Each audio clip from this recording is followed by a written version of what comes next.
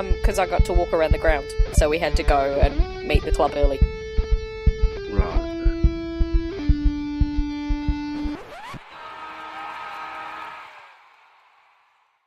And welcome to another edition of the Sunday Wrap, proudly brought to you by Crowcast and nicely interrupted during the intro by my two cohorts, Nikki and Macca. How you going, guys?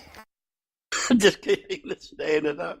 Well, that's because we can't hear the start music, so we don't know. Yeah, generally when I say, all right, let's go, that means we go on. Never mind. Professional as always. Oh, there's always got to be something. But that's cool. It wouldn't be the Crowcast without something. So, and a very interesting round to speak of. Obviously, we had our game on the Friday night, but an interesting round of results, and things look pretty much set now, I reckon. Only in some ways, only in the top four, the order can change, of course. Well, Yeah, maybe the fourth position. No, first and second can change. Yeah, that doesn't really matter, though. Well, depends who you want to play, I think. Yeah. No, you want to play whoever. Let's go to the results. And yesterday we had Port having a pretty solid win over the Western Bulldogs, 96-79. So Port will finish fifth or sixth, you would imagine. Yeah, the interesting thing there, I thought that it really showed how weak the Bulldogs are, because when you look at Port selections, they had a lot of young lads in there with very little experience, and some who got very few touches as well. So it doesn't say much for the Bulldogs. I feel like the Bulldogs are very disappointing this year. Obviously a bit of a premiership hangover, but not often the premiers miss the 8 the following year, so that'll knock them back into reality for 2018. 2009 was the last time that it happened. Couldn't happen to a nicer club. We had Geelong in a hard-fought win in the end over Collingwood. Collingwood continue to just work out ways not to win games. Geelong in the end 70-59 and sealing a top four spot for them. Yeah, the sad part is just watching some glimpses of that particular game is that undoubtedly Dangerfield won in the game, and without Dangerfield, Collingwood would have won, or Swap put a Collingwood Guernsey on him and Collingwood win. He was just so dominant at the vital stages, and it's sad to see him playing for, a player that good not playing for us. No, it doesn't really bother me. I mean, I watched that game more than because it was actually a better game to watch, which wasn't saying much, than the Bulldogs Port one. And yeah, you're right, Phoenix, that Collingwood should have won that, but it's just they've got this quite nice talent up forward. They just can't make it work. Well, does that reflect on the coach then? Because his fate will be decided on Tuesday night, apparently. Yeah, but the forward line coach is Sanderson, so that tells you everything you need to know. Say no more. Yep, I agree. We also had West Coast, who seemed to play well at GWS's home ground, and they were in it for a long time again on Saturday afternoon. Finally, GWS 81-60, and West Coast now obviously have to win and hope for some other results to make the finals this year. Yeah, the two interesting things about that was I did thought West Coast did play very well, and what that means for our game next week, I'm not quite sure, but that was as good as I've seen them play away, even though they didn't win.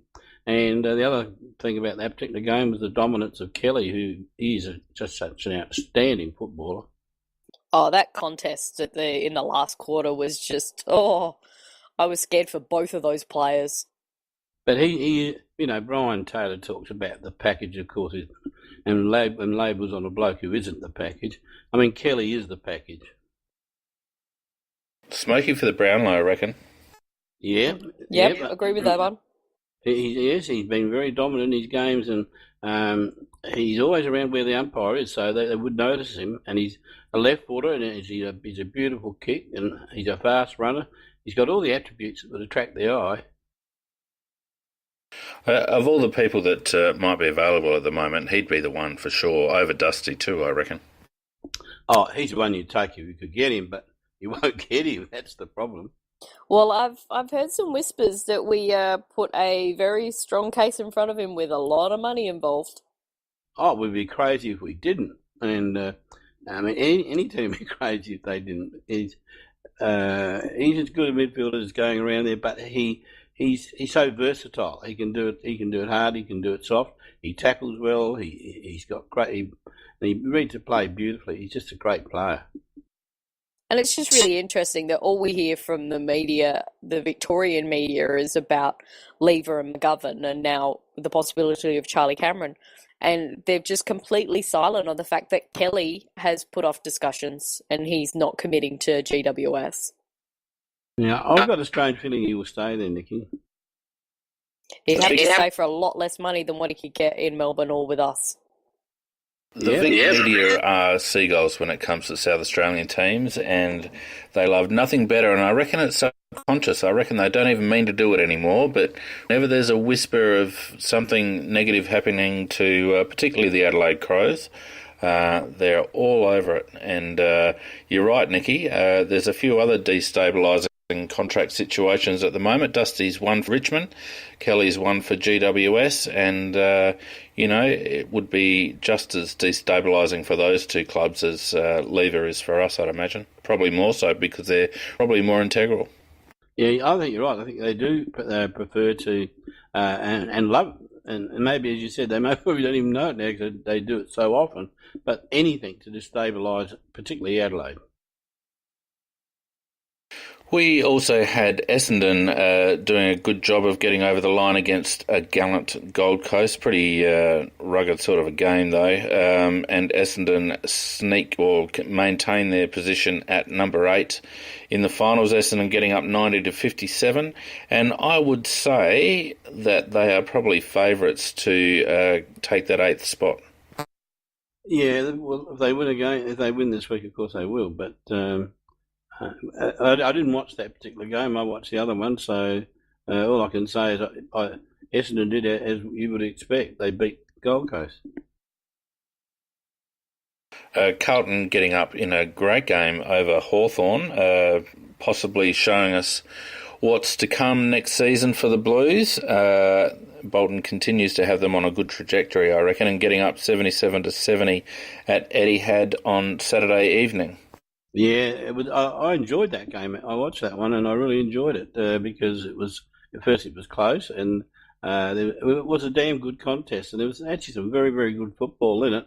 And your point about Bolton is quite right. There's some very young, very promising young lads there, and mostly the small forwards and really blokes that really buzz around the ground. And I thought Carlton played pretty well and Hawthorn, well, and it won't take Clarkson long to regenerate him, I'm sure of that.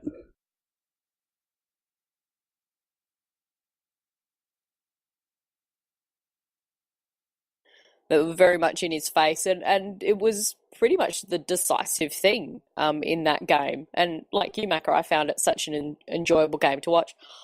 And actually did Sydney next week, even at the SCG. Oh, that's a biggie, Nicky.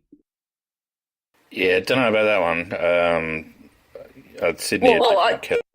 Yeah, see, I wouldn't, as I said, I wouldn't tip them, but I wouldn't be surprised if it did actually happen. Okay, moving along, we had Melbourne again doing what they had to do, but doing it not in convincing fashion up in, at the MCG against Brisbane, who played quite well. Melbourne getting up 104-91 and keeping their finals hopes intact. Another very good game to watch. It was a damn good contest, and I've already eaten my words several times, and I'll eat them again. There is a real future in Brisbane. You can really see it because they've got some very good young lads in them, and they're just getting a little bit of mileage under the belt, and they'll be a reasonably good team. And Melbourne, of course, the input that's been put into them by the dual coaches and now by Goody, it's starting to pay dividends. They're starting to look like a good footy team as well. So what we've got here is the case of Mark Thompson's assistants being dud coaches, but Clarkson's assistants are definitely not dud coaches. History says that. Very true. And it also, I think, highlights the importance of the coach. We've got a few examples. We've got Don Pike at Adelaide. We've got Bolton at Carlton. We've got Fagan at Brisbane. You could make a case for Goodwin at Melbourne, although he had a bit of an apprenticeship. And you put those up against some of the other coaches who have struggled, like Brad Scott. Richardson seems to be struggling. Nathan Buckley. It makes such a difference and I don't even know whether it's good or bad coach. I think it's just a mix of the coach gelling with the players. But I think the coach himself has to be very strong, and Fagan has certainly gone up to Brisbane and put some resolve into that team, and they're certainly playing for him. Yep, I think you summed it up well there. Yeah, Richmond. it's that one strong voice. So not only do you have such a strong voice as that head coach, but you also have to have those assistants underneath that are pulling in the same direction. Yeah, very true, Nick. We had Richmond smashing Fremantle, who, just really disappointing end of the season for Fremantle after some promising signs at stages during the year, but Richmond with a 100-point win and sewing up their top 4 spot. Yeah, I saw a fair bit of that game, and you'd expect Richmond to win.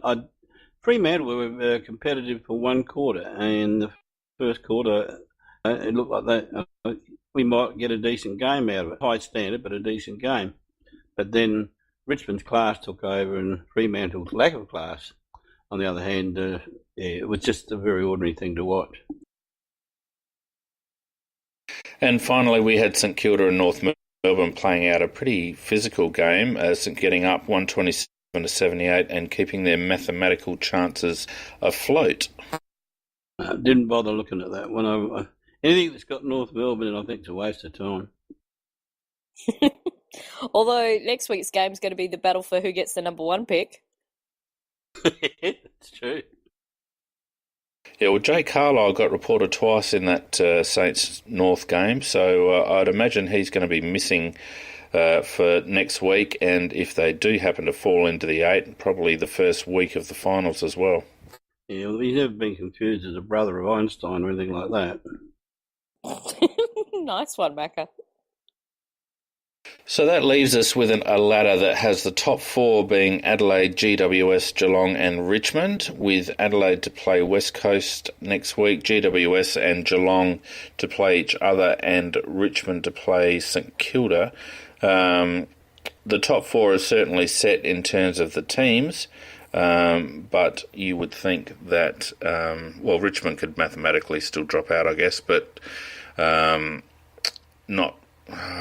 Look, I think Richmond, Port and Sydney are all going to win, so I imagine Richmond's going to stay in the 4. GWS could finish top, Geelong could finish second, Adelaide could finish second, but the top 4 themselves is set, and a top 2 finish for Adelaide is set. I don't think Geelong can overtake us, can they? No, GWS can. Yeah, so... I see. When you said that Geelong could finish second, that would be if we were finishing first. Yeah, I got a bit confused. I was thinking that you were thinking that we both dropped down, but no. That all what you said is quite right. And I mean, if we win, and I think that's the strange thing is if we win and Richmond win, the GWS Geelong game is a peculiar one because they play each other again the next week. It'll just depend on where they play it. Exactly, Nicky. They'll be playing for home ground advantage. Yeah, that's exactly right. And we've got the luxury of being the last cab off the rank next round, so we'll know exactly what we do or don't have to do. You could argue we don't have to do anything anyway, but we'll know whether we're top or whether we're in danger of maybe dropping to second. Yeah, that's exactly right. And as you said before, you said play anybody. Well, I do have a preference. I'd like to play Richmond first because I think that that would be an easier launching pad than any of the others, I think. Now, Macca, you've played football for maybe 200 years, and it surprises me that you make that statement because there are no easy games in finals, mate. You know that. Yeah, I know that. I played for a team that won every game for the year and then lost the grand final. That's why I brought it up. Yeah, that's you're quite right. There are no easy games because everybody's playing with desperation. I just think we've got a little bit more class overall than Richmond. Look, and really, Richmond and St Kilda is going to be an interesting game because Richmond can mathematically still drop out if Port and or Sydney win. Both of those have got better percentage, but you wouldn't think Richmond lose to St Kilda. St Kilda got up against North, but it was an arm wrestle for quite some time. And Richmond, I don't think are a traditional top four team in terms of their quality, but I don't think they drop this one. No, sensibly you'd think that they would win it, but sometimes it's very much like Adelaide last year. Nobody would have picked it, and nobody did pick us to lose to West Coast at home last year in the 23rd round. So these strange things do happen, and if that did happen, of course, then it'd be a question: did we play if we still finished minor premiers? Did we play Port Adelaide at home and have another showdown? Or Sydney, and I know which one I'd rather play there. I'm very much of a mind, mate, that we'll beat all comers. So anyway, let's move on to the Adelaide Swans game, and it was a bit of a beauty, really. Adelaide, in the end, just falling short by 3 points. 11 goals, 14-80 to Sydney, 13 goals, 5. Amazing kicking there, 83. Margin of 3 points. What were you guys' initial thoughts on the game? Well, I thought it was an outstanding game, an excellent game. It was a finals quality game. There's no doubt about that. The intensity of it was at finals level. And you're quite right, Vince. We are capable of beating every side because I think we won everything about this game other than the scoreboard. The one thing that I did find a little bit perturbing about it is, but everybody seems to have this problem, Sydney's intensity at the start of the game is so great, it seems impossible to stop them getting a break early. Well, one thing that I did take note of in the post-match stuff was, and I can't remember who mentioned it, I think it might have been Sloaney, mentioned that we adjusted our centre setup after quarter time, and or it might have been after half time, and that really did put the brakes on Sydney at centre clearance because they got the first half a dozen, I reckon. And I did notice that Sauce was tapping to his usual spot, but was continually getting sharked by Sydney midfielders. And once we changed that up a little bit and reconfigured, we stemmed the flow there. Yeah, what they were doing was that they were blocking our midfielders all on one side of the pack to leave that back half completely open. And they were doing it very deliberately just so that they knew that's where Sauce taps to, stopping us get to it, and then they would just run and get the free, the free ball out of there. Yeah, Kennedy in particular, and he's an outstanding midfielder and as strong as a bull. You can't stop him physically. You have to beat him with skill because he is that good and that strong. But you're quite right, Nicky. I think we were outplayed in terms of tactics in the first few minutes, but physically that's the thing that perturbed me. It was a little bit of a replay at the start of it of the first semi-final last year, although it didn't go on as long. That was the good part of it. But after about 7 minutes, I was thinking, what's going to happen now? Are we going to get back into this game? And we did. And to our credit, we not only got back into the game, we got on top and should have won the game, apart from a couple of unfortunate incidents. I felt like we actually struggled more with the conditions early than they did, and it may have exacerbated the pressure that we were under because we were very, very fumbly in the first half of the first quarter and for the first quarter and a bit in general. But particularly in that first 10 minutes, we fumbled everything, and I think It might have been, a combination of the conditions and the pressure that we were under, but I felt like we actually put ourselves under more pressure through our poor ball handling in that first little bit. Very good point. And, we may have gone out there so keyed up to prepare ourselves for their onslaught that by doing that, we just got ourselves a bit too wound up and did grab and fumble the ball rather than just take it cleanly. And, later in the game, when the ball was probably in worse condition, we were handling it better. So you're quite right. We and that applied to the majority of our backline as well. That and it did lead to goals as well. Oh, some of their goals were just absolute fluke-ass ones. Like the number of times that Reed the ball just went clear over the top of the pack and he's just standing and going, oh, and caught it in surprise. I think almost all of his marks were like that. I mean, yeah, it's good that he's put himself in the right position, but it was just fluky. Yeah. They did score most of their goals from pretty good positions. There's obviously the long Rowan one and the Buddy one and one or two others. But by and large, they took their shots within that, within that V in front of goal, 45 degree either side. So I felt like we struggled to hold our structure at times on the break, and they were allowed some pretty clear service into their forward lines. And we'll go through some head-to-head stats, and I'll highlight a couple of things because we won most of the stats. 410 disposals to 359, and our kick-to-handball ratio was pretty decent, 1.3. We took 85 marks to 67, 87 tackles to 93.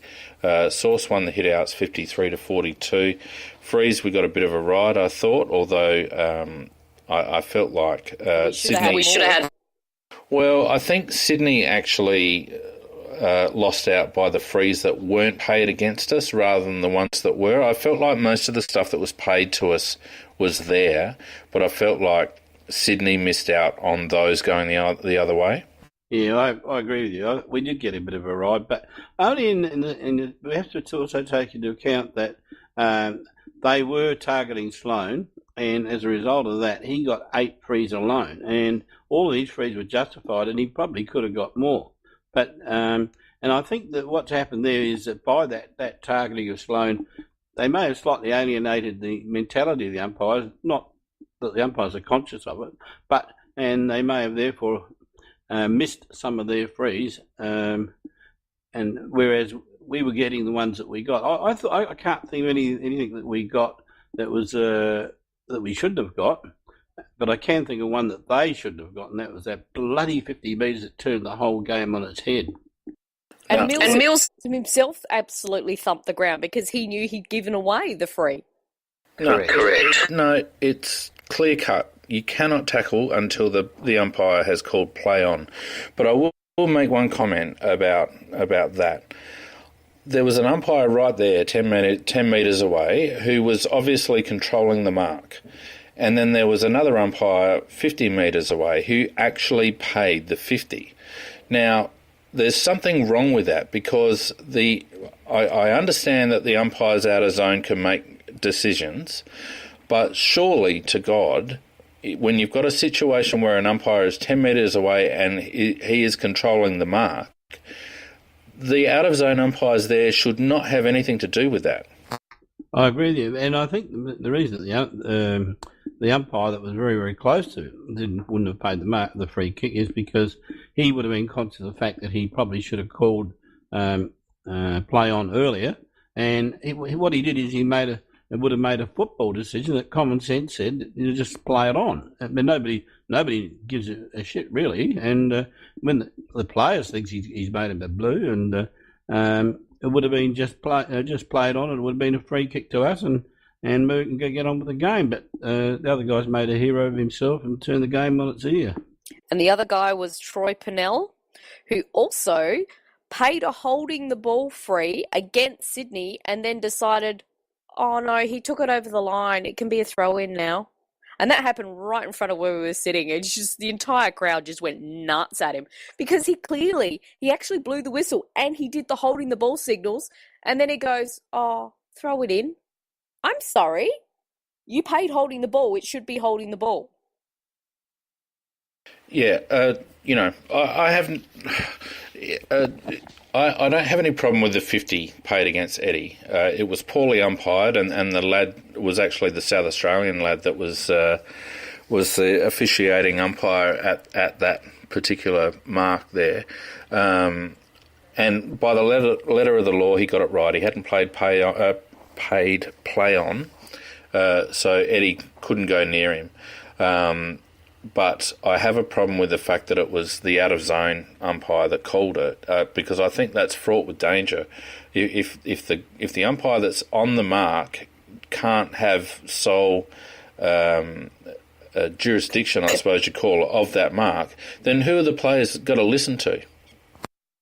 True. But in fairness to Eddie, though, I come back to the point is, and I've watched it several times, when Mills was tackled, he'd taken 3 strides over his mark. And surely, you cannot just stand there and watch that. He'd taken the mark and he'd kind of taken a couple of extra steps. But what Eddie is supposed to do when a mark has been taken is actually get out of the zone. So Eddie could have been pinged prior to that by not getting out of the protected area. So, it's contentious. No, he actually went directly sideways, so Eddie was going sideways with him. Eddie wasn't in the protected area. Yeah, Mills came to him. Yeah, but he was He was only 3 steps off his line, and Eddie was shadowing him right behind him. And yes, he played on, and yes, the umpire should have called it. But the fact that the umpire didn't call it means that Eddie was still in the protected zone, which is 5 metres either side of the line. And Eddie wasn't trying to get out of the zone; he was actually shadowing Mills, ready to tackle him.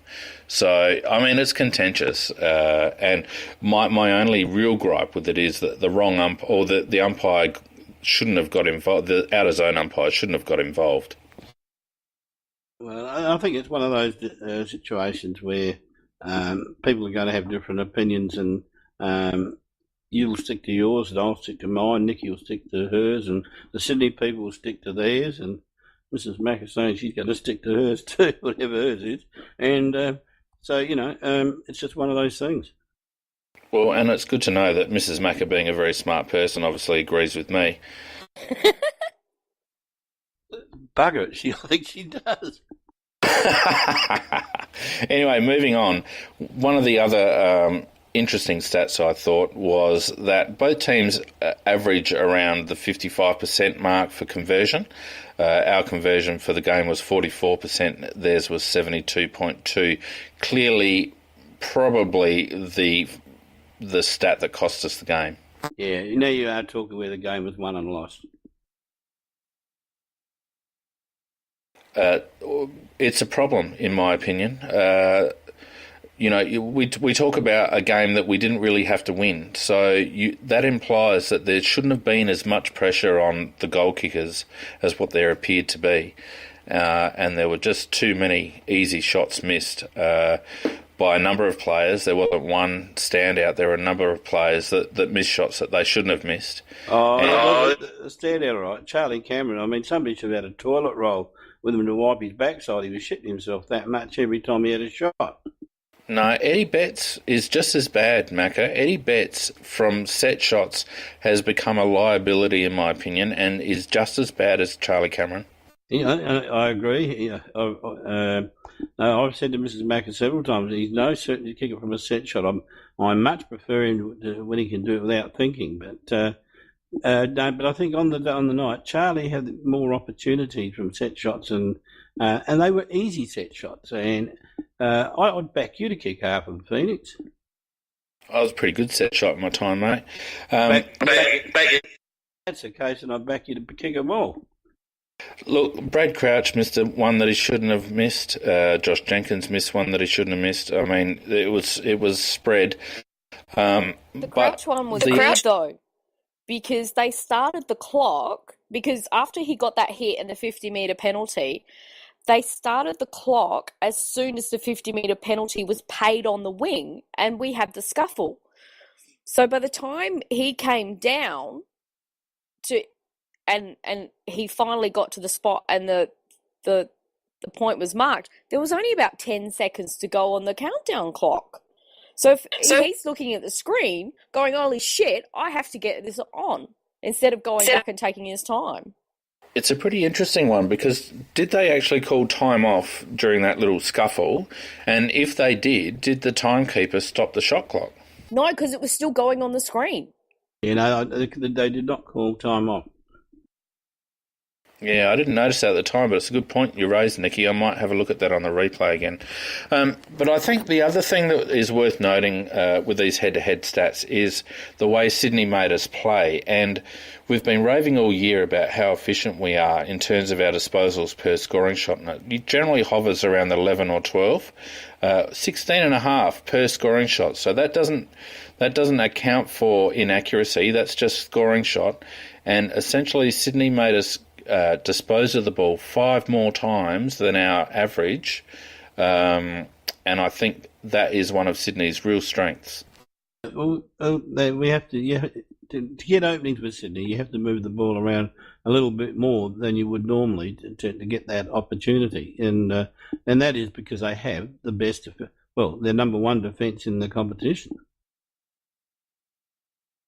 Well, I think it says a lot more about their setup, Macca. They do get behind the ball, but they also block specific areas in the ground, and they tend to, I reckon they do good homework because they know where the spots are that we want to kick from, or their opposition want to kick from, and they generally have players there. They didn't allow us much corridor room all night, and they didn't allow us a lot of space in our forward line. And whilst I have a theory that Pikey didn't really do too much to try and resolve that issue, by the same token, it just meant that we had to mess around a little bit more with the ball, and I actually felt that it was more about us needing to dispose more to actually get clear in order to go forward. Yeah, I think that's true. But the one thing I did notice, though, that you're talking about the Sydney structure. I thought that maybe our coaches had worked it out a little bit better as the game went along, because I thought that as the game went along, we found it a little bit easier to get in there. And I did notice that they do have a set structure, and which they apply very well. Now, when we sort of coming from the midfield but not coming with lightning speed, if you really watch it closely, you can work out where they line up all the time. Yeah, I actually felt like we were a bit one-dimensional up forward for most of the night. I don't think we really tried a hell of a lot of different looks, and we were just relying on movement, and at times I think we looked a little stagnant. So, whether that was by design or whether that was as a consequence of Sydney's structure, I think the only way we can really find that out is the next time we play them. Yeah, though they did make one move. They made McGovern the main target up forward, and they brought Jenkins out a little bit further because he was marking relatively strongly. Yeah, they had the two behind the ball the whole game, and we kind of didn't bother about sorting that out, whereas we've seen that we have sorted that out in other games. Whereas because I could see that being left alone, I think I'm with you, Phoenix, is that Pikey and the coaches didn't try to fix it, so to speak. It was just, we might tweak a little bit and see what happens, but we're having a look to see what they're going to do. Yeah, and it's reflected in the inside 50s. We had 63 to 42. We obviously had more scoring shots than them.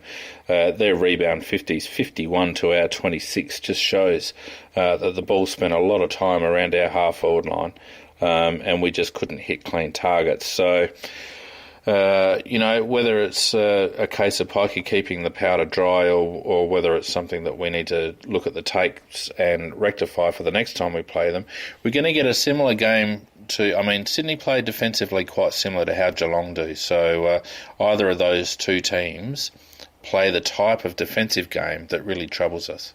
I just think the quality of Sydney's defence is a little bit better than Geelong, though. Like you said, we spent a lot of the time of the game on around about our half forward line, and it didn't go anywhere. We just kept trying to, and they had the ability to stop it and clear it, and just sort of in that just in front of centre, going in round to the half forward flank. I'd like to know how long it was there for. A lot of the time. Looking at our head-to-heads a bit more closely, we had 186 to 165 contested possessions, and that was pretty good considering we were down early. 231 to 184 uncontested possessions, which again kind of backs up the stat regarding disposals per scoring shot. I felt like we overpossessed the ball a little bit. Our effective disposal count was good, 283. At a 69% disposal efficiency was not bad on that kind of a night. Sydney went at 65. We only had the 54 clangers to 72. Even contested marks 13 to 12. 14 marks inside 50 to 12. And if you're taking 14 marks inside 50, you need to be kicking at better than 44% conversion rate. Clearances 36 to 41. That was we lost the centre clearances 11 to 15, and we were pretty even at stoppage 25 to 26. As I mentioned before, rebound 50s, we got hammered, and it just shows that we had field position for the majority of the match. And look, apart from that, 113 score involvements to 62, that's another stat that actually backs up what we were talking about before with disposals per scoring shot. A lot of people involved in forward chains for not much outcome, really. We weren't very efficient. Metres game was very similar. Turnover 79 to 88, so we didn't burn the ball terribly much. And that's pretty much the tale of the tape. I mean, it just comes down to, at the end, that back kicking's bad football. They couldn't miss, and we couldn't hit the side of a barn. But there are other ways too. Jenkins, twice I remember in the goal square, he should have, the minute he got the ball, if he'd handballed, it would have led to a simple goal, but he kept trying to kick it himself. Yeah, I reckon JJ's been told to be assertive, and I think because it's not natural to him to be assertive, I think one of the outcomes of that is that he does get a bit tunnel visioned. And you're right, Macca, he had two golden opportunities to dish off, and he chose to try and stiff arm opponents and get free. And he's got to find that balance between asserting himself at the contest, but also remaining a team player and handing off to someone in a better position. Yeah, and the one thing I will give him credit for, he obviously they have revved him up a bit and asked for a lot more from him, and he's providing that. But as you said, you've got to balance these things in life, don't you? The one thing I thought we did very well after quarter time was we harassed their midfield. If you look at their main stat getters, Kennedy, Parker, Hanbury, none of them had very good disposal efficiency. Kennedy was 54%, Parker was 50%, and I thought after half-time Parker actually really struggled. Hanbury was at 64%. So their prime movers, whilst they got a fair bit of the ball, we were able to make a lot of their disposals ineffective. And I think that's probably the most encouraging thing. Our ability to ramp up the intensity after a slow start had an obvious impact on Sydney's midfield. Yeah, but not just the midfield. I thought the whole ground. I thought we went from being dominated to balanced, and eventually kept on improving to the point where I thought we were dominating the game. We just didn't take advantage of that on the scoreboard and put the scoreboard pressure on them. The one thing I noticed, because the second half of the second quarter, I was actually standing in one of the races and looking out onto the ground. And they threw everything at us in that first quarter and the start of the second quarter. And then they started to tire because they couldn't keep that intensity up. And that allowed Lynch to get free, and we were creating more space, and that's when we got our run on. So whilst they were very good at doing that intensity in the face and they got on the scoreboard, they couldn't maintain it for the full 4 quarters. You couldn't possibly do it, Nikki, and you're quite right. They can't maintain it, and they couldn't, and they can't, because you'd have to be Superman, because they actually, it's in my opinion, it's an intensity that isn't matched by any other side, and it's something that they've done for so long that it becomes natural to them, and that that's what they do, and they go flat out, try and get a lead, and then play from there. But and the key would be is if you could match them for that 15, 20 minutes, well, I think you'd get on top of them. They also really didn't like us getting back in their face. They did not like that or cope with it well at all, as Phoenix just pointed out. I know there were just a couple of instances, particularly towards Zach Jones, we just weren't letting him get away with what he normally does. Yeah, I saw Walker coming in, intervening on several occasions, and he set a good example because others joined in and helped as well. And that's the one thing I thought that I did like about our attitude towards the game. We didn't allow them to push us around. And that's what we said all last week, and when we've actually talked about the semi from last year and what we were wanting to see, was we wanted to see a bit more intensity. We wanted to see that we weren't going to get bullied off the ball, which is what they did. And to me, that's why I was kind of, even though we lost, and I would have liked us to win, and we still made a few mistakes, that's what pleased me so much about the game, was we didn't allow them to bully us, and we bullied them back. Yeah, the only 2 things I didn't like about the game, and because I loved everything else that we did, and one is that when you get as many opportunities to kick goals as we did, and they were goals that should be kicked by A-grade AFL players, and we didn't do that, and that sort of buggered up the whole thing, and you'd have some great bits of play, and they'd end up in a point, and that's very disheartening for our players. But apart from that, I was very, very pleased with the effort of our team as a whole, and the fact that it showed that, and you couldn't get a final play with any more pressure than that particular game. It won't be, and so we can take that pressure. The one thing that we didn't do right is to kick goals, and I think we can improve on that. And the second thing is we lost the bloody game. That's only 2 things we did wrong. Well, no, we did more wrong than that. Obviously, we let them get away to a 29-point lead, Macca, and Sydney are a quality team, and the fact that we did come back and make a game of it, and sneak in front for periods is indication of how well we're going. You just can't let a team like Sydney get 29 points up.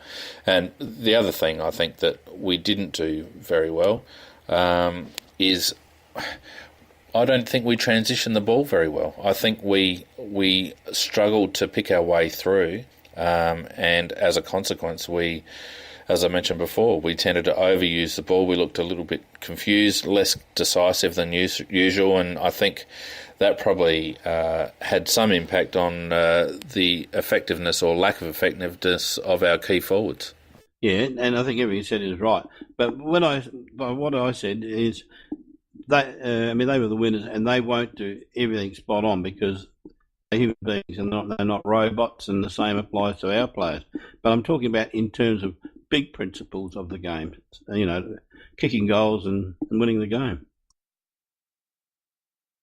I think what it showed for us too is that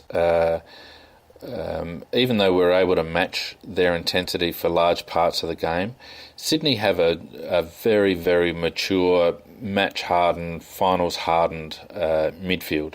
And we've got to remember that, Sloaney aside, we've got, Matt Crouch, Brad Crouch, Rory Atkins, Hugh Greenwood.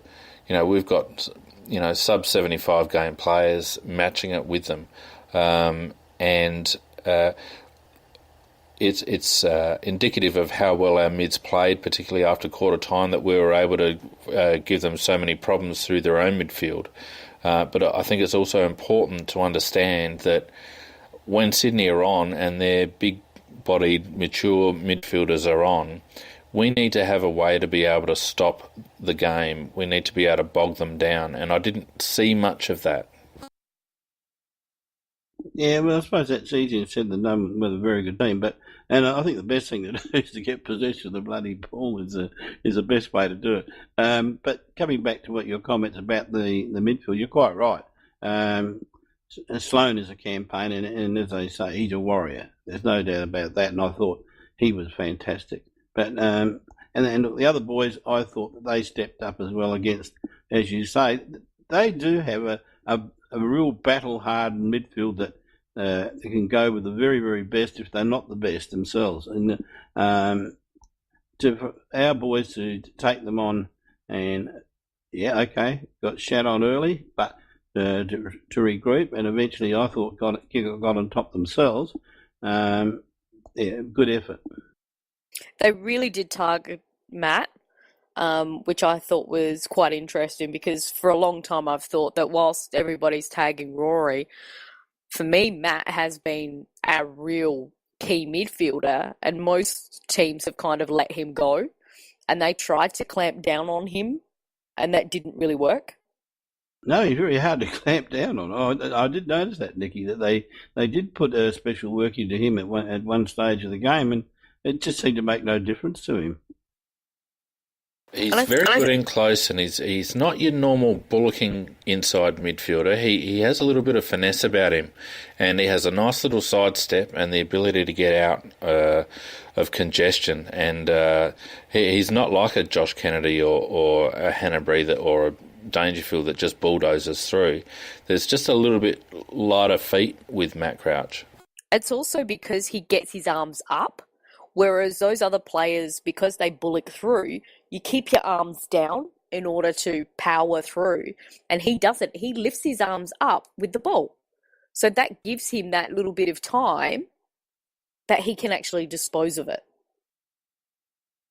All right, let's run through some individuals. And I thought Rory Sloane was head and shoulders our best player on Friday night. An absolute warrior. 19 kicks, 10 handballs, 29 disposals, 3 marks, kicked a goal, 14 tackles if you don't mind, 5 inside 50s, 9 clearances, 1 rebound 50, had 20 contested possessions, went at 76% disposal efficiency. His clearance stats were 4 centre and 5 at stoppage. He had 6 score involvements. Just an all-round magnificent game from our spiritual leader. Yeah, and he is the spiritual leader of the team. There's no doubt about that. And he got a fair bit of battering, and they tried to work him over at times, and they did work him over at the start of the game, or tried to. And I do give credit to the umpires in the sense that at least we got 8. He did get 8 free kicks, whereas in the past he's been bashed and battered and got nothing. But fantastic game from Rory, and he's a credit to himself and the team. I thought it was really interesting that they tried to use Heaney as the tagger on him. And as soon as I saw that, it was like, you've just lost Heaney's effectiveness. I agree, Nicky. I thought that was strange. And in the last quarter, they actually took Heaney off of him. And that's when they started to get a bit more free-flowing and got a bit of their run on then, was when Heaney was free. So I'd be very interested if the next time we play him is whether they would try and do that same thing again. I thought that was actually a poor move on their part. And the reason why he got those frees is because they just did not know how to tag properly. They were too obvious about it. Oh, I think Longmire played Heaney on Sloane for the same reason we played Keith on Franklin, to be honest. Yeah, just to have a look. Yep, I think so. And it's telling that he took him off him in the last quarter when the game was there to be won. Look, I also thought that Matty Crouch obviously was a standout. 34 disposals, 10 and 24, took 4 marks, kicked a goal, 3 tackles, 2 inside 50s, a couple of clearances, 8 contested possessions. So he did get a lot of the ball on the outside. It was kind of almost that second disposal out of stoppage. Went at nearly 80% efficiency and 8 score involvements. A pretty decent game from Matty Crouch again. I think the fact that he's highly unlikely to even make the All-Australian squad is an absolute travesty. Well, let's talk about that when it happens, because we don't know yet. But he certainly proved that he's grown from last year. He didn't get pushed off the contest at all that I could see on Friday night. More than a match for Sydney's inside midfielders.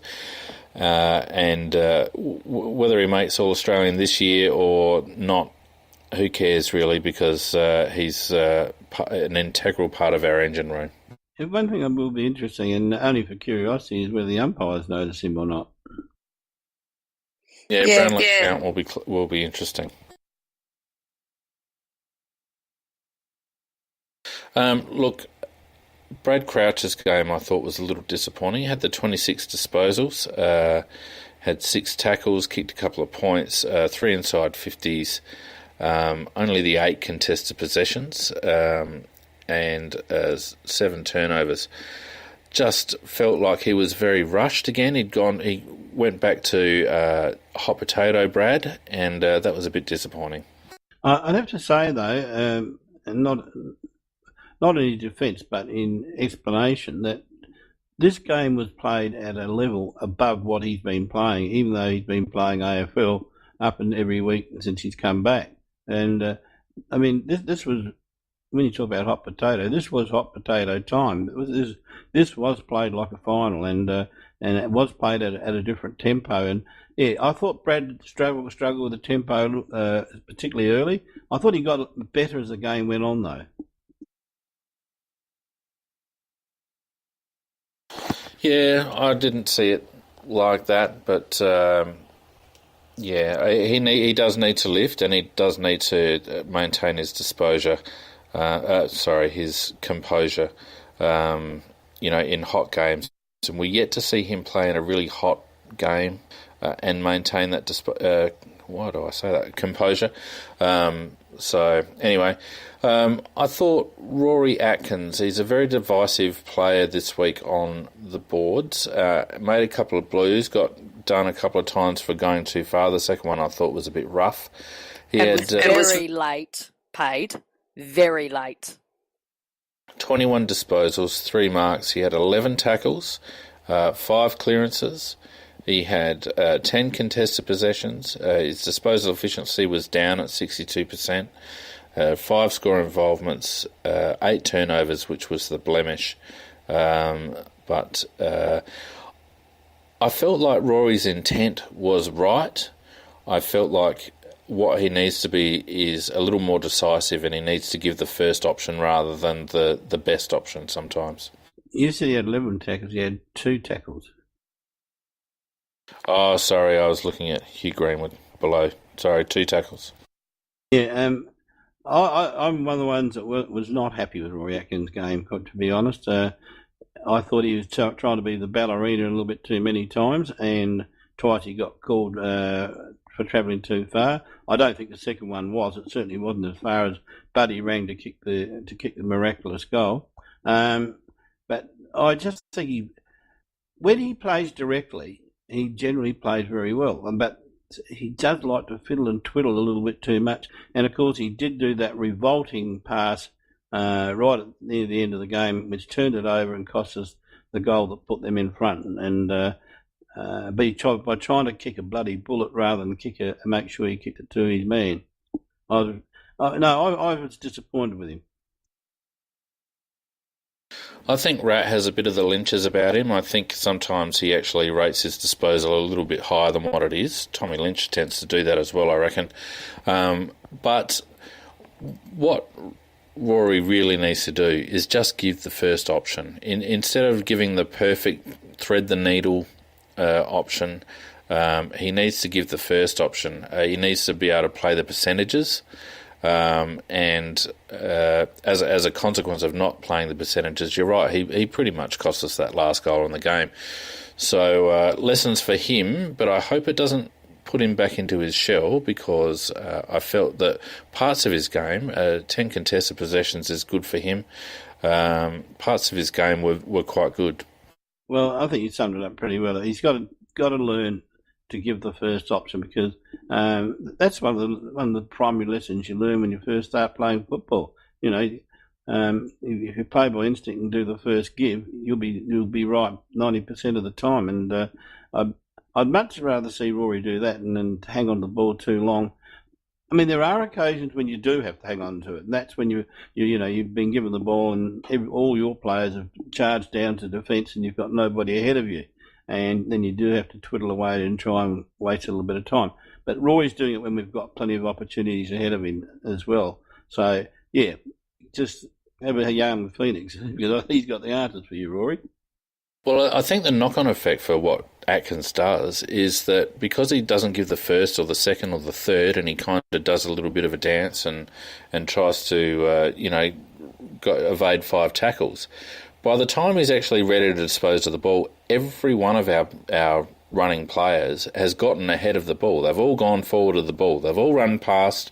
They've all, not been given the ball, and they've kept running. So the double effect is that when he does turn it over, we've got absolutely no cover behind him because everyone's run forward of the ball because he's hung on to it for so long. And that's one of the benefits of giving the first option or playing the percentages is that we don't lose our shape in the event of a turnover. Excellent point. And that actually was one of the reasons when I look back in hindsight is why he really did piss me off because it was costly every time he did it. Huey Greenwood, I felt, got into the game more as it went along. I felt like it's probably the highest pressure midfield game that Hugh's been involved with in his short time.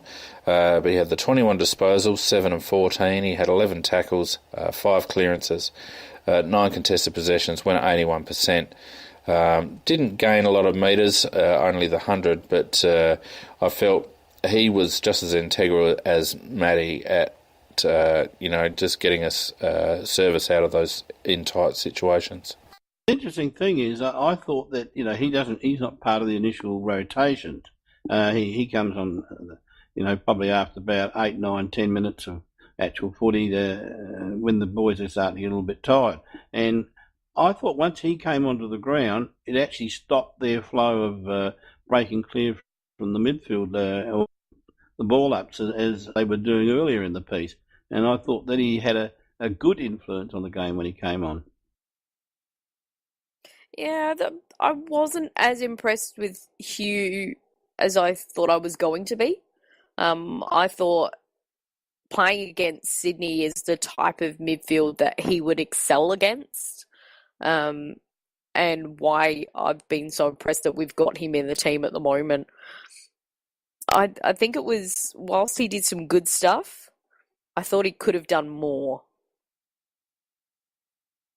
Well, they all could have done more, Nicky. There's no arguing about that. I'm just judging what he did, and he had 21 possessions and he had 11 tackles, and I think for a guy, I don't know how many games he's played now. It's at 8 or something like that. I thought excellent. I thought it was for the role he's playing, which is meant to be, the secondary support type of a midfielder. He does more than that. One thing I did notice about our midfield rotations, and this is another thing regarding Pike keeping his powder dry, we didn't run too many through the midfield on Friday night. Didn't see a lot of Richie Douglas in there, didn't see a lot of Brodie Smith in there, Rory Laird hardly got a look, Charlie Cameron didn't get a look, Eddie Betts didn't get much of a look. We really did stick with our first 4, and I think we've got Riley Knight's another that didn't get a look in there. I think that's somewhere where we might change it next time we play them. Yeah, that's a very good you raised there again. You're having a good night, Phoenix. No, he's on the money. That actually, Richie Douglas in particular is often spends quite a lot of time in there, and has been, and with the other boys rotating in there as well. And that's probably one that will come out when the finals are played. When you have a look at Sydney and how they stack up, Kennedy had 88% time on ground, Parker had 85, Hanbury had 82, Lloyd had 87, Jared McVeigh had 93, Zach Jones had 87. They're big time on ground numbers. Heaney 88, massive time on ground numbers, and it's very rare for any of our midfielders to get up over 80%.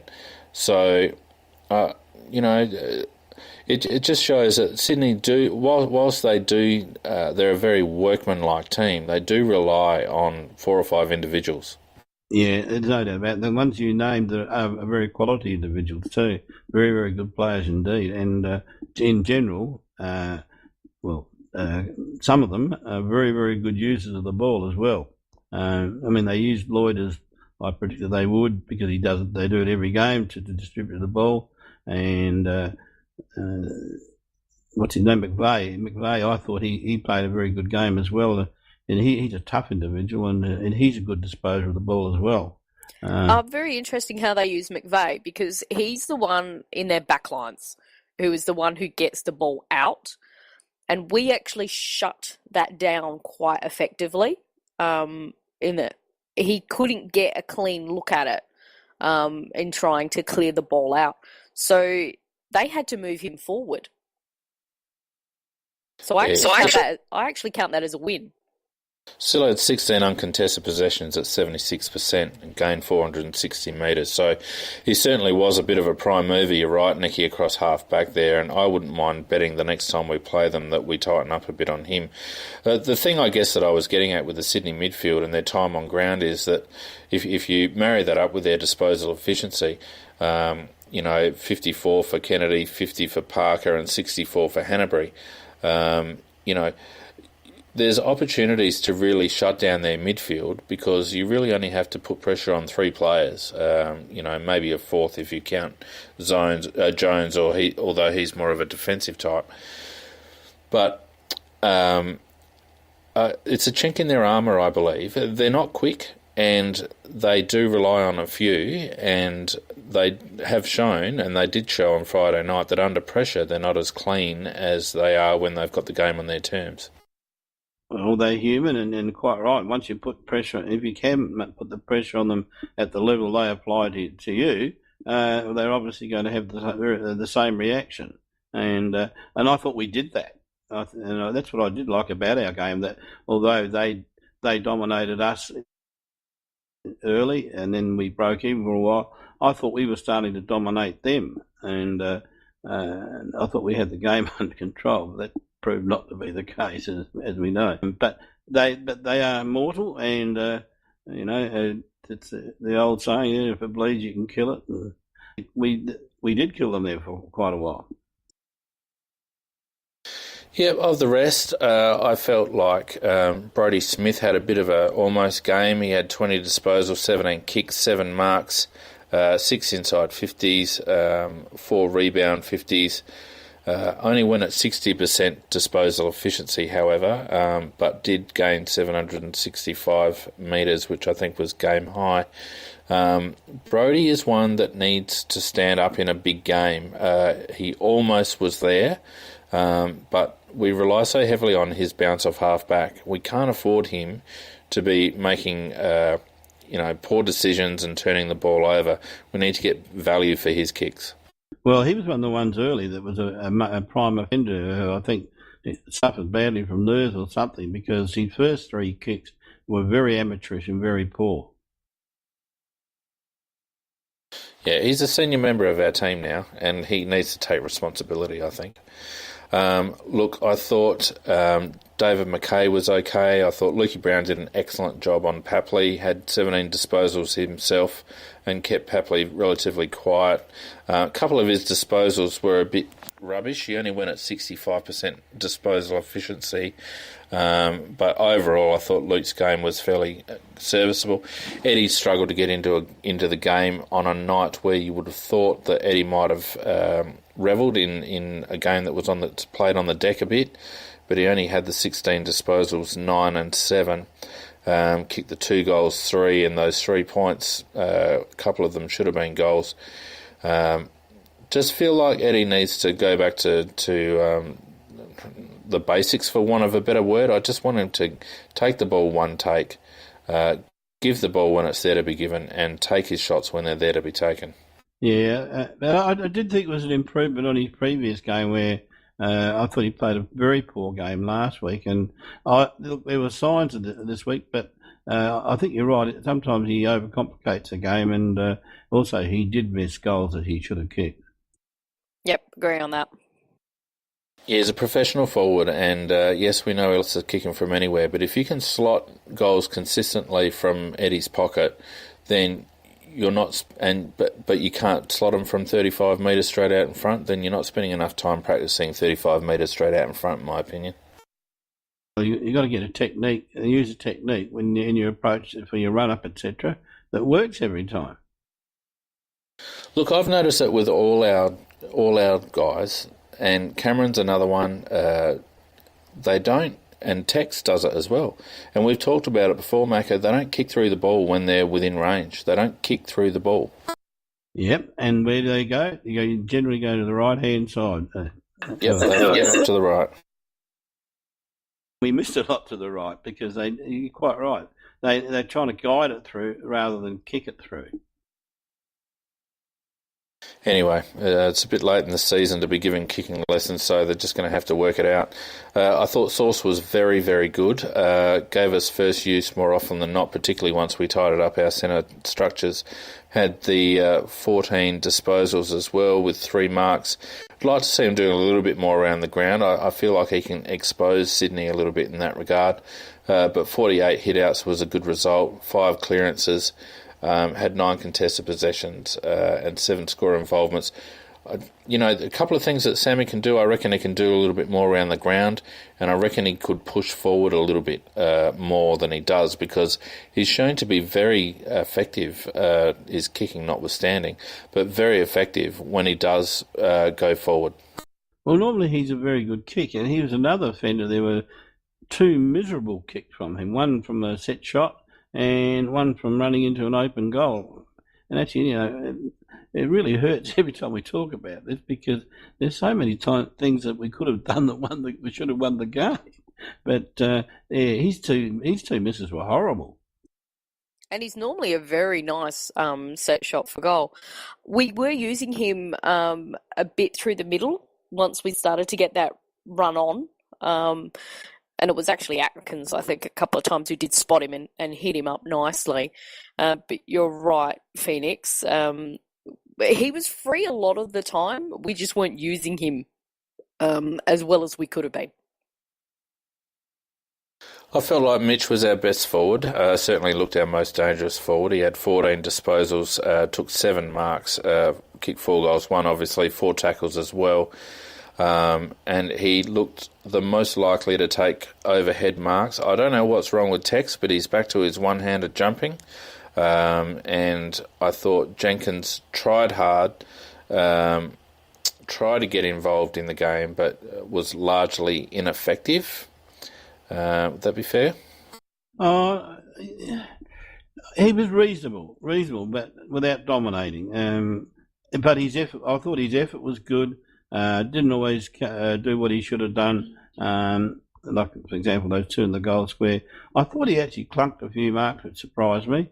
And I thought his game was reasonable, but yeah, he can do better. For Tex, I actually thought he was ripped off by the umpires. The number of times Rampy just had hold of, that's why he had the one arm up, was that Rampy was just hanging on.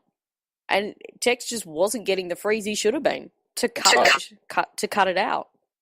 I'm going to just disagree with you there, Nikki. I do agree that Rampy was hanging on, but what I've found with Tex is that he initiates a lot of that contact. Instead of just presenting chest on at the ball, he does reach backward and initiates that contact, and it's just such an unnecessary part of his game. I agree with no, Phoenix, you're having a top night, mate. I agree with you once again that Walker's got developed this because he isn't the strongest overhead mark, Nicky, and he's developed this horrible habit of trying to burrow back on them and hang on to their arms, or trying to fox a free or throw himself forward. He's doing everything rather than concentrate on clunking the mark. And at the moment, his overhead marking is you'd have to put it in the category of poor. I put it in the category of embarrassing. Actually, if I was a big strong key forward, and yes, not renowned for my overhead marking, but if I was a big strong key forward, and I looked at my performance on tape from Friday night, I'd be a bit embarrassed if I was Tex. Yeah, I had him down as one of our very poor players for the night. The other thing that Tex does, and Tommy Lynch does it as well, is that there are times when they're leading up, and they get a break on their defender, but then they allow the defender back into the contest because they don't take it out in front, Macca. They take it on the chest, and it really pisses me off. God, you are on top tonight. Yeah, that's exactly right. And if you think of Brown from North Melbourne, and that guy is he's a classical marker of the ball, because even though he's so tall and so got arms 9 foot long, he still takes the ball at the maximum extent out in front of him. So you can't possibly spoil him. And if Walker and Lynch, they've both got arms as well. They can put them out there, and if they take the ball out there, like you said, you can't spoil them. It actually really surprises me, particularly Tex, because he does have good hands on a lead, why he doesn't actually take the ball in the hands more often. Allowing the ball to come into his body just lets his opponent back into the contest. And a bloke like Rampy, who's got good closing speed and plays relatively tight, you've got to take your advantage. And the advantage for Tex is being able to take the ball out in front and protecting the drop zone. And it's just a surprising trait that I've seen from Tex this year, and I think it's just adding to the overall sense of sometimes he's playing really well and sometimes he's playing really poorly. Well, the one thing he did do, right, and it's the one thing I will give him credit for, he did use aggression and against the opposition, and if they showed any aggression against our players, he was in there pushing them around and shoving them around and making them roaring and making it very clear that he's not going to put up with it. But his actual football was, I think, by his standards, disappointing. Yeah, 13 kicks, 5 marks and a goal from our key forward is probably not enough, I don't think. No, what those stats don't show, of course, Phoenix, is the ones he's buggered up and dropped and allowed to be spoiled when he should have taken them out in front of him. And, that's the one thing about stats. They show what you've got. They don't show what you should have taken. Agree, 100% on that one. What do you think of the Alex Keith matchup? Wouldn't have done it myself from the word go. I might have started off with Taylor and maybe slipped it in during the course of the game, and once Keith had picked up the tempo of the game. But I think it was asking a lot of a bloke playing his fourth game to start the game when the tempo is at its most furious on a bloke like Buddy. Well, I said I wanted to see it at some stage. Yeah, I actually thought it's the right matchup, Keith on Buddy. If you take away the relative experience of the two players, and I didn't mind Pike starting Keith on him. I felt like he protected him. Pike protected Keith pretty well because he made the move relatively quickly. He could have burnt the kid and made him play on him all night. But he did change it up and get Tails covering more in the back 50. But I thought, apart from the couple of blues that he made against Buddy, which, let's face it, 90% of the competition's defenders are going to make anyway, I felt like he was pretty decent. Yeah, and I would have done the move, but as I said, I wouldn't have started with the move because I just would let him get his feet in the game and get a little bit of confidence going. And if I could see that he was going all right, then I would have given it a try because, as you say, he's got the physical attributes to be the one to match up with him. He's got the height and he's got the pace. And the one thing he hasn't got, of course, at this level is the experience. And it was the experience that did him in. The one where Buddy pushed him out of the way and he went to ground. I mean, that's a classic Buddy move. And the other one was just Buddy outpositioned him in the mark. And that's just experience. Correct on both accounts, yeah. Speaking of Talia, looks a bit banged up at the moment. Do you reckon he'll go to West Coast? I thought he died about 3 times on the ground, the poor bugger. I would probably say no. I wouldn't take him. I'd probably. I think Hardigan played in. I think he did in the twos. I'd probably take him across and leave Talia at home. But Pikey keeps saying if they're fit, he's going to take him. Yeah, I think he's the one player you really don't want injured coming into a final series. Just give him, maybe he does need the 2 weeks rest. Nicky, did Hardigan play in the twos? Yeah, he did. And got through the whole game, I think. I think I heard a report that he actually on the TV that he actually went all right.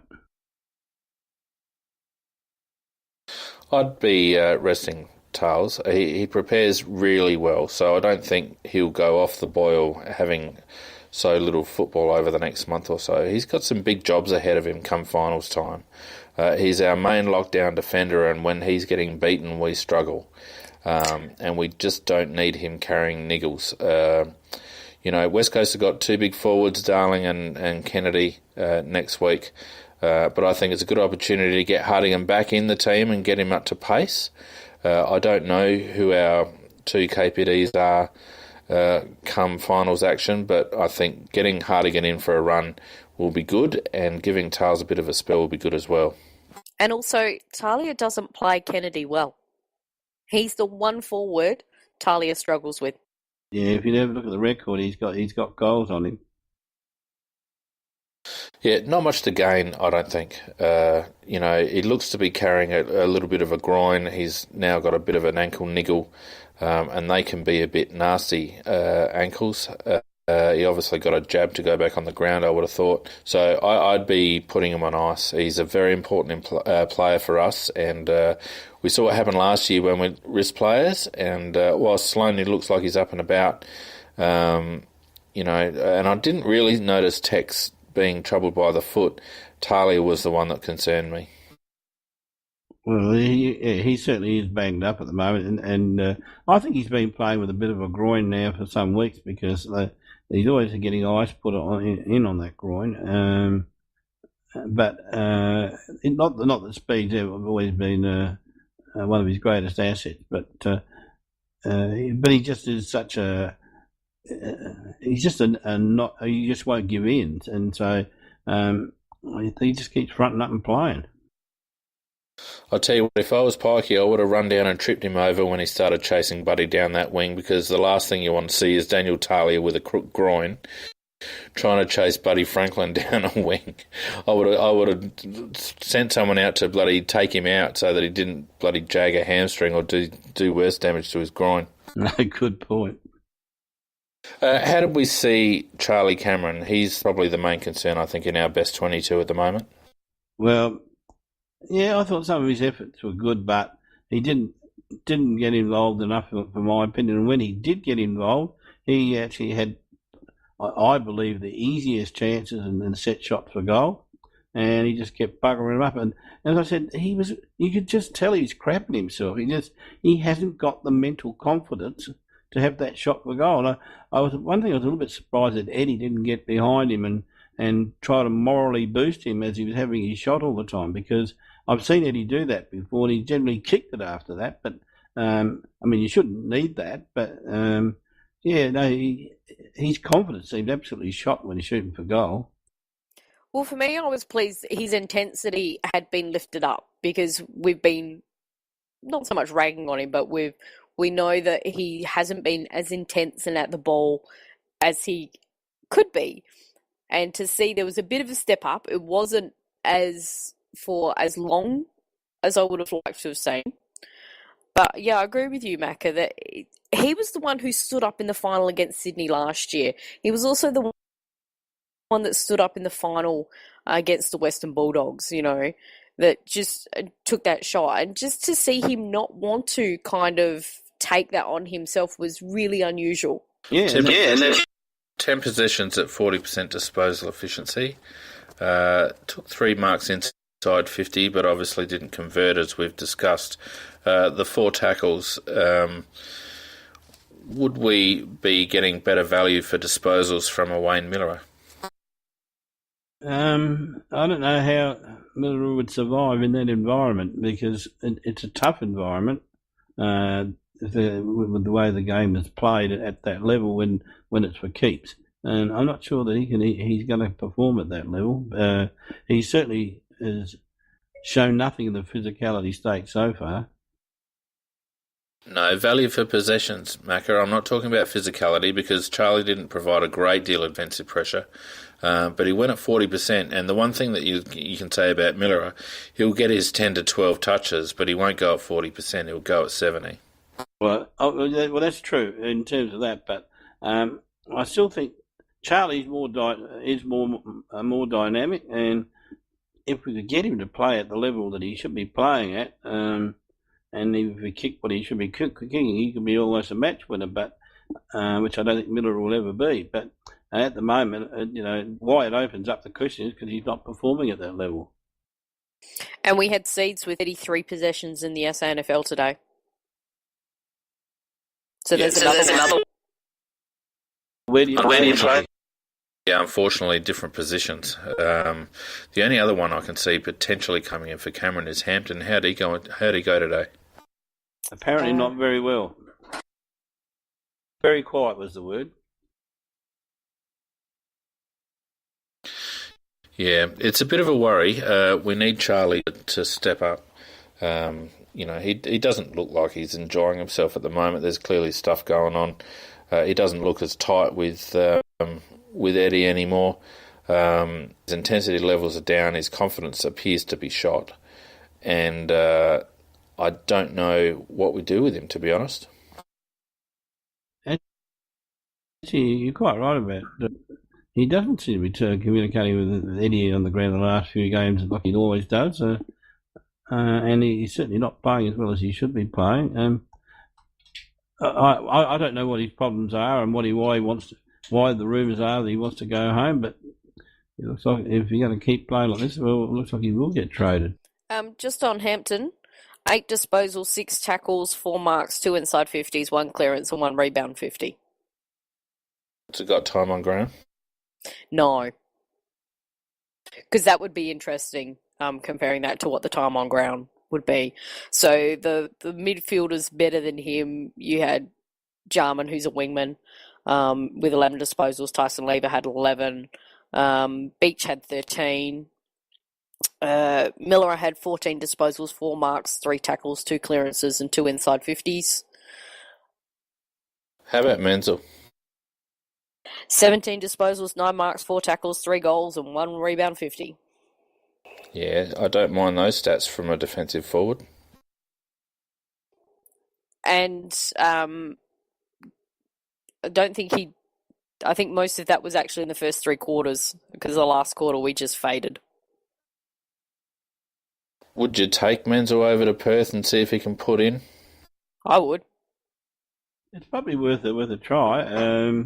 If one thinks that he can do it, and when it really counts, like in a final, given the fact that he hasn't really done it properly in a normal AFL game yet, and he hasn't been able to hold his spot, that's the one question I've got about him. I think if anything, I'd rather have a bit of a rejuggle and bring Seedsman in, because he can perform at the level. Seedsman doesn't fit in, Macca. I don't see where Seed fits in. He's a swap for McKay. Or Brody Smith if Smith's injured. Yeah. I was thinking the fact, that it would need a little bit of a rejuggle. I'd rather Pike's shown himself to go like for like usually, and Charlie does tend to play that second string defensive forward role and push up to the wing, and the only other bloke we've got in our squad that really does that, apart from maybe a Richie Douglas, is Menzel, and if he put up good numbers, then I wouldn't mind giving him a crack at West Coast and see what he can do. If for nothing else, for insurance. No, look, I understand what you're saying. I just probably don't have any faith in the guy because when he has played at AFL level, he hasn't done much. Well, that's just my opinion. I've I've always been quite a bit of a G on him, and I would quite happy to see him in the team. I'm pleased with what I've seen him do in the SNFL, and from what I've seen, actually go back and watch like the first quarter of the Essendon game where he did play Macca, and you can see him getting to the right positions. He just wasn't being used by his teammates, and he was putting on some really great defensive pressure as well. And we're not getting that from Charlie. Well, we'll see what they do. I've got no idea whether they've got faith in him or not. It's his defensive input that really interests me, and the fact that he can be a bit mercurial, and he can jag a one or two, but he's a bigger body than Charlie, and I think as it stands at the moment, I think he offers more defensive pressure as my phone goes nuts. I don't know. It'll be interesting to see what they do. Aside from that, I think Talia shouldn't be risked. And if Tex is carrying any sort of a niggle, I don't think he should be risked either. Final thoughts on the game, guys? Well, my take on the whole game is the fact is that we got blown away early, which was a concern to me, and I didn't think we'd be able to come back as well as we did. But to our credit, we did fight our way back into the game, and I thought, and the figures support it all. We had the opportunity to get on top and win that game, and should have won that game. So while we lost, the big plus out of it was the fact we demonstrated we could by sharpening ourselves up a bit, not doing some stupid things like missing easy goals, that we can beat Sydney and we can play at that intensity level. Yeah, I want to see the improvement from the semi from last year. And we matched them on that front, which pleased me. I'm annoyed we lost because we should have bloody won, because we made some stupid kicking decisions, a few things like that. But overall, to me, it was a step forward. It was a great pressure game. It was a very finals intense type of game. And so I think the coaches learned a lot about a number of our players from that. Yeah, I think you're quite right, Nicky, that even though we lost, I think that we took a step forward from it. You don't actually get two comments, Macca, when I say final thoughts. You say your piece and then you shut up. And the other thing is, I got to walk on the ground at halftime. Holy shit, that riverbank stand is huge when you're standing underneath it. I had a third one to say now. My final thoughts. Look, I think we answered the question that everyone was everyone was worried about, and that was our ability to match them inside. I felt like we were wasteful, and that bothers me a little bit. But I felt that at the end of the game, Sydney shouldn't hold any fears to us. We actually obviously have to play at our best to beat them, but I think our best is good enough, and I think the players should take a lot of confidence out of that. And the after-match interviews that I saw from Source and a couple of others kind of indicated I felt that they looked a little up and about, like they'd done pretty well. My big interest is whether we or how we actually deal with next week, who we play, and how well and how fit we go into the final series. Yep, well, we're just going to have to leave that in their heads, and we can have all the ideas in the world and all the theories in the world, but they'll do what they want to do, and on Thursday night we'll get some idea. Maybe not till Friday night. We'll get some idea what they do plan. Yeah, we won't really know till Friday when they name the SANFL team. That's like 5 final thoughts from you, Macca. Do you want a 6th or not? Nah, just kidding, mate. All right, well, that'll do. We don't have any outro music tonight. Don't forget, we are back on Tuesday night with Peter J for Tuesday Night Live. Scorpus and I will be running through the squad selection on Thursday. Probably won't give us too much of an indication of how we're going to shape up. and last game of the season sees us vying for top spot. And I think at the beginning of the year we all would have taken that, don't you reckon? Yeah, I didn't think we'd be that high. Completely and utterly would have taken that at the start of the season. Yep, so for all the Crow supporters out there that are a bit negative and, shouldn't have done this and should have done that, we're, top two with two rounds to play, and that's the best position this club's ever been in. So onwards and upwards. Thanks, everyone on chat, for joining us tonight. It's been a good chat, and we will see you all on Tuesday night. Good night, guys. Yeah, good Night night. all. Yep, see ya.